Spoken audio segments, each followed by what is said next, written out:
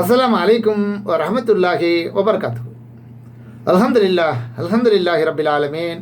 வஸ்ஸலாத்து வஸ்ஸலாம் அலா அஸ்ரஃபில் அம்பியாஇ முர்சலீன் நபியனா முஹம்மத் வ ஆலிஹி வஸஹ்பிஹி அஜ்மஈன். அம்மாபாத்.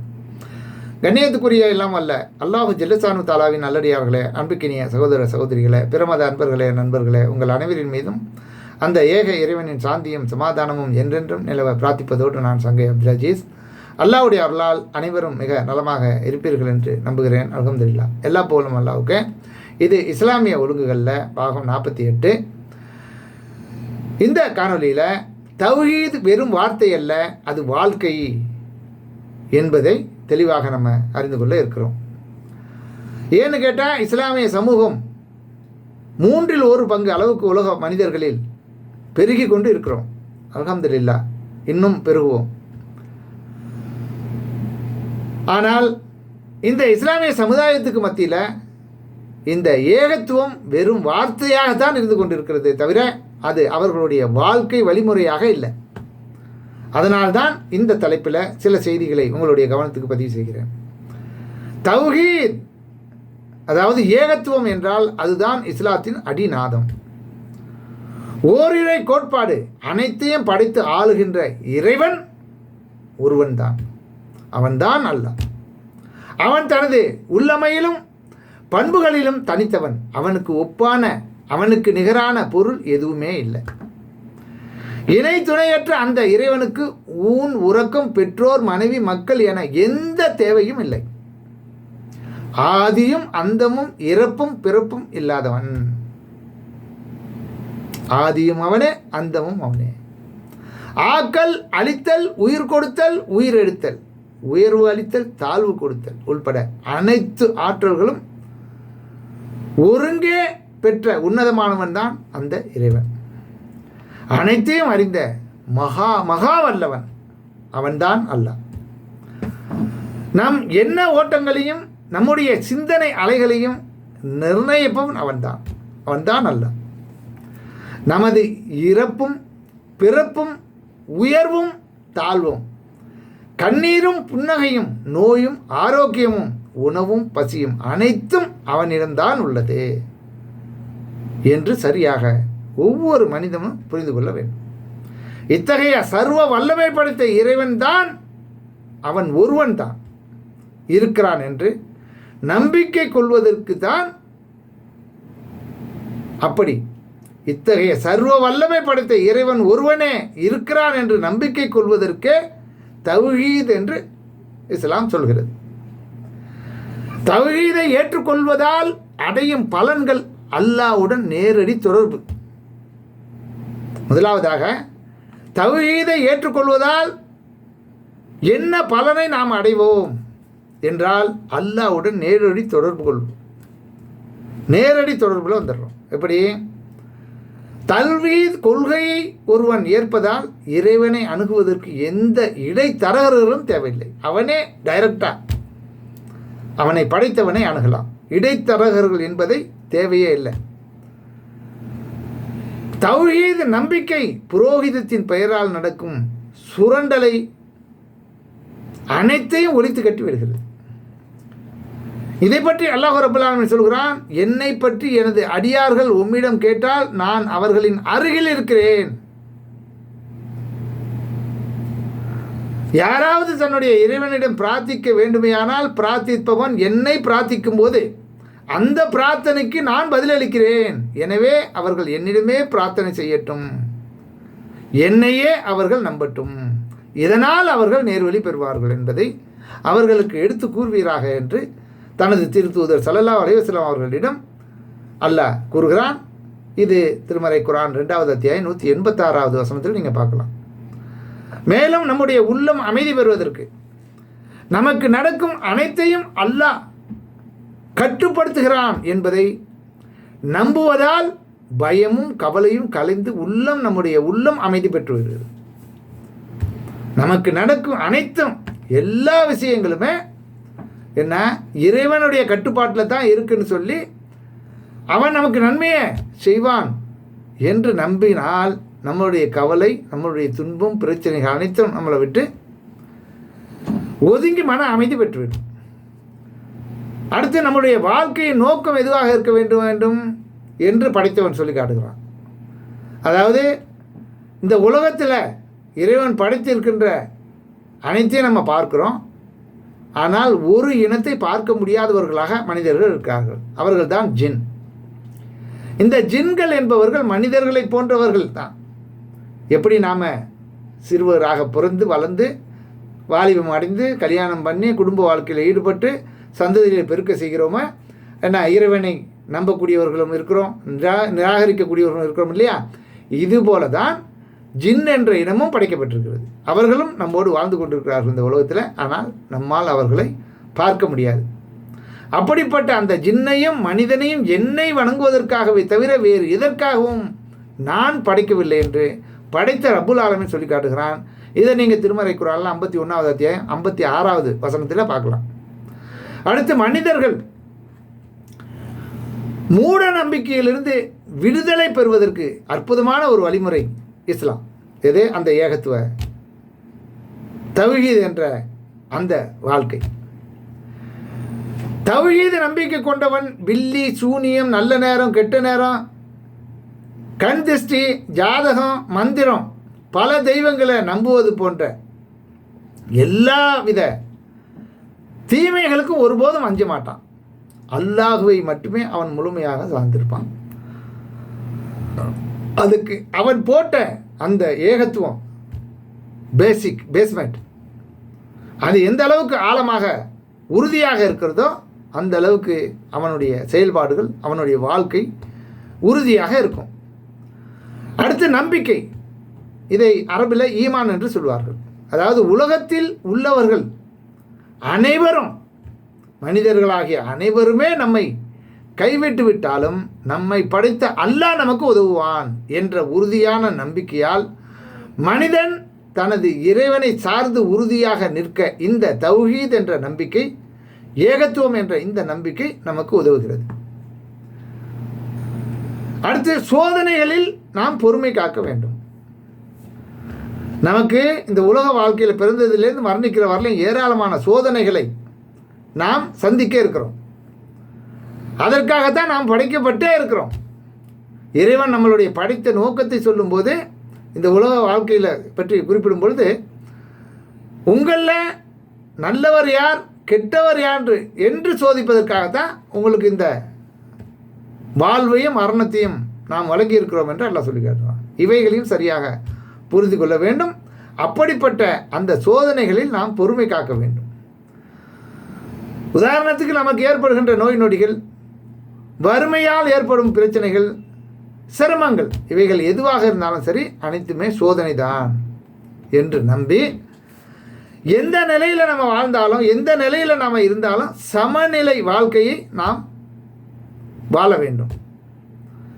திருமணமாக இருந்தாலும் சரி, வியாபாரமாக இருந்தாலும் சரி, குடும்பம் சம்பந்தமாக இருந்தாலும் சரி, சமூக வாழ்க்கை எதுவாக இருந்தாலும் சரி, அந்த எல்லா விஷயங்களையுமே தௌஹீத் என்ற அந்த ஏகத்துவ நம்பிக்கையின் அடிப்படையில் தான் அமைய வேண்டும். இறைவன் மன்னிக்கக்கூடியவன் என்பதை தெளிவாக நம்ம புரிந்து அவனிடம் பாவ மன்னிப்பு தேட வேண்டும். இதை பற்றி அல்லாஹ் நமக்கு எச்சரிக்கையோடு கூறுகிறான். தனக்கு இணை கற்பிக்கப்படுவதை அல்லாஹ் மன்னிக்க மாட்டான். ஆகையால் அல்லாஹ்வுக்கு இணை கற்பிக்கவே கூடாது.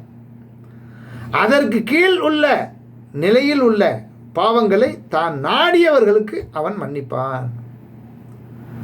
அல்லாஹ்வுக்கு அவனுக்கு இணை கற்பிப்பவர்கள் மிகப்பெரிய பாவத்தையே கற்பனை செய்து விட்டார்கள் என்று தனது திருமறை குர்ஆன் என்ற வேதத்தில் 4வது அத்தியாயம் 48வது வசனத்தில் அல்லாஹ் சொல்லி காட்டுகிறான்.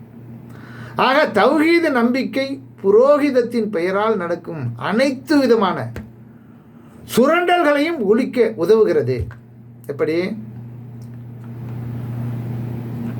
சுவனத்தில் நுழையும் நம்மை அனைவரையும் சுவனத்தில் நுழைய செய்யும் நுழைவு பற்றி நபி ஸல்லல்லாஹு அலைஹி வஸல்லம் அவர்கள் கூறினார்கள்.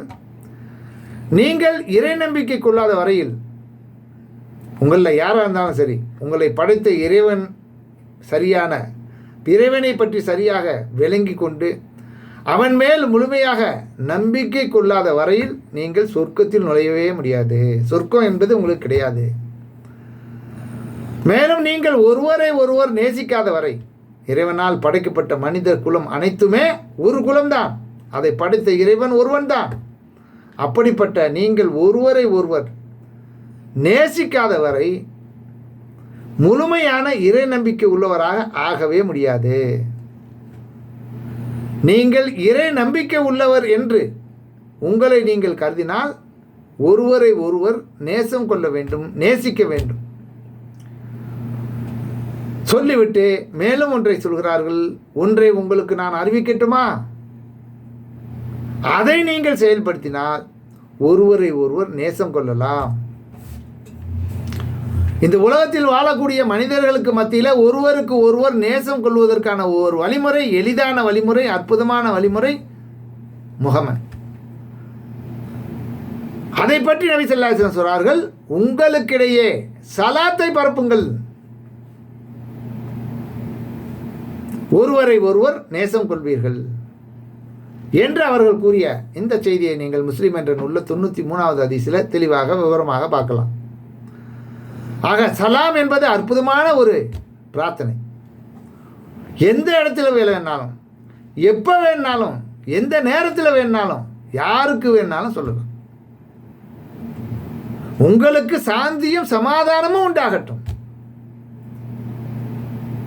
படைத்த இறைவனுடைய சாந்தியும் சமாதானமும் உங்களுக்கு உண்டாகட்டும். ஒவ்வொரு மனிதனுக்கும் சாந்தி தேவையாக இருக்கிறது, அவனுக்கு சமாதானம் தேவையாக இருக்கிறது. அப்படிப்பட்ட ஒரு அற்புதமான அந்த ஒரு பிரார்த்தனையை ஒவ்வொருவரும் தனக்காக, தன்னுடைய நண்பருக்காக, தன்னுடைய கூட இருப்பவருக்காக, நீங்கள் எனக்கு கேட்கணும், நான் உங்களுக்கு கேட்கணும், இப்படி ஒவ்வொருவரும் பிரார்த்திக்கக்கூடிய ஒரு அற்புதமான வார்த்தையாகிய இந்த சலாத்தை நீங்கள் பரப்புங்கள். ஒருவருக்கு மத்தியில் நேசம் ஏற்பட்டுவிடும். நேசம் கொள்வதற்கு அற்புதமான வழிமுறையை நபி ஸல்லல்லாஹு அலைஹி வஸல்லம் அவர்கள் இந்த சலாத்தின் மூலமாக ஏற்படுத்தி தருகிறார்கள். இறைவன் இந்த உலகத்தில் மனிதர்களை படைத்து அவர்கள் எவ்வாறு வாழ வேண்டும் என்பதை பற்றி அற்புதமான முறையில் நமக்கு கற்றுத்தந்திருக்கிறான். அதுதான் நம்முடைய வாழ்க்கை, ஏகத்துவ வாழ்க்கை, இஸ்லாமிய வாழ்க்கை. குறிப்பாக அல்லாஹ்வையும் அவனது தூதரையும் நம்பிக்கை கொண்டு இஸ்லாத்தை தங்களுடைய வாழ்க்கை நெறியாக ஏற்று வாழ்கின்ற முஸ்லிம்கள் தங்களுடைய வாழ்க்கையில் எவ்வாறு வாழ வேண்டும் என்பதை பற்றியும் எவ்வாறு வாழக்கூடாது என்பதை பற்றியும் இஸ்லாம் மிக அற்புதமான முறையில் எச்சரிக்கையோடு நமக்கு வழிகாட்டி தந்திருக்கிறது. இன்றைய காலகட்டத்தில் நவீன கருவிகளின் வளர்ச்சிகள் நாளுக்கு நாள் ஒவ்வொரு விதமாக ஒவ்வொரு வடிவத்தில் வளர்ந்து கொண்டே வந்து கொண்டிருக்கிறது. நவீன கருவிகளின் வளர்ச்சி மனிதர்களை எந்த அளவுக்கு முன்னேற்ற பாதையை நோக்கி அழைத்து செல்கிறதோ அதற்கு சற்றும் குறைவில்லாத அளவுக்கு வழிகேட்டின் பாதையை நோக்கி அழைத்து செல்கின்ற வாசல்களும் திறந்து விடப்பட்டிருப்பதை நீங்கள் சிந்தித்தால் புரிந்து கொள்வீர்கள். இன்றைய நவீன காலகட்டம் என்பது முஸ்லிமான ஆண்களையும் பெண்களையும் இன்ன பிற மனிதர்களையும் இலகுவான முறையில் நரக நெருப்பில் தள்ளிவிடக்கூடிய மோசமான காலகட்டமாகவும் வழிகேட்டில் விழுந்துவிடக்கூடிய வாசலை திறந்துவிடக்கூடியதாகவும் சைத்தானுடைய சேட்டைகள் தூண்டுதல்கள் அதிகம் இருப்பதையும் கண்டுகொள்ளலாம். இன்றைய நவீன யுகத்தில் நல்லவனாக வாழ்வதே மிக மிக கடினம் என்று சொல்கின்ற அளவுக்கு இன்றைய கால சூழலின் விபரீதத்தை பார்த்து கொண்டு இருக்கிறோம். அந்த அளவிற்கு நவீனத்தின் விளைவுகள் சமுதாயத்தில் பரவி கிடக்கின்றன. அந்த நவீனத்தின் விளைவுகளை பற்றி கொஞ்சம் நம்ம சீர்தூக்கி பார்க்க வேண்டும், சரியாக புரிந்து கொள்ள வேண்டும். அதாவது மனிதர்களை மேன்மைப்படுத்தியுள்ளோம். உலகில் இறைவனால் படைக்கப்பட்டுள்ள மற்ற உயிரினங்களை விட மனித குலத்தை இறைவன் மேன்மைப்படுத்தி இருக்கிறான். மற்ற உயிரினங்களை காட்டிலும் இறைவன் மனிதர்களை மேன்மைப்படுத்தி இருப்பது சிந்தனை அறிவு என்ற பகுத்து உணர்கின்ற பகுத்து அறிவை வழங்கி இருப்பதின் காரணத்தினால்தான். இதை சரியாக நம்ம புரிந்து கொள்ள வேண்டும். ஆதமுடைய மக்களை மேன்மைப்படுத்தியிருக்கிறோம் என்று அல்லாஹ் ரப்பல் ஆலமீன் 17வது அத்தியாயம் 70வது வசனத்தில் அல்லாஹ் சொல்லி காட்டுகிறான். இறைவன் மனிதர்களை மற்ற உயிர்களை விட வேறுபடுத்தி சிறப்புப்படுத்தி மேன்மைப்படுத்தி இருக்க மனிதர்களோ இறைவன் வழங்கியிருக்கின்ற கண்ணியத்தையும் மகத்துவத்தையும் மறந்தவர்களாக சீரழிவின் பாதையில் வாழ்ந்து கொண்டிருக்கிறார்கள், சென்று கொண்டிருக்கிறார்கள். அவர்களுக்கு கூறப்பட்ட அறிவுரையை அவர்கள் மறந்தபோது அவர்களுக்கு அனைத்து பொருட்களின் வாசல்களையும் திறந்து விட்டோம். அவர்களுக்கு வழங்கப்பட்டதில் மகிழ்ச்சி அடைந்திருந்த போது அவர்கள் மகிழ்ச்சி அடைந்திருந்த போது அவர்களை தண்டித்தோம். அப்போது அவர்கள் நம்பிக்கை இழந்து விட்டனர் என்று 6வது அத்தியாயம் 44வது வசனத்தில் அல்லாஹ் சொல்லி காட்டுகிறான்.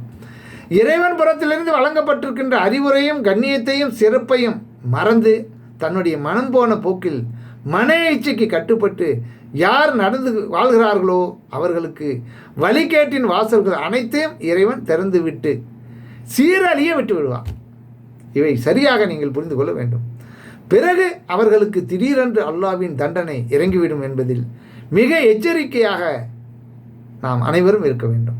இவைகளை சரியாக சிந்தித்து சீர்தூக்கி பார்க்க வேண்டும் என்பதற்காகத்தான் இந்த காணொலியை இந்த ஆதாரங்களுடன் உங்களுக்கு முன் வச்சிருக்கிறேன்.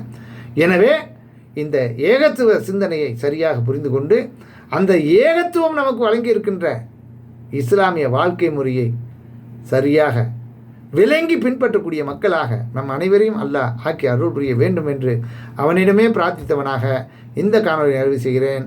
நன்றி. தேங்க்ஸ் ஃபார் வாட்சிங். ஜஸாக்கல்லாஹ் ஹைரா.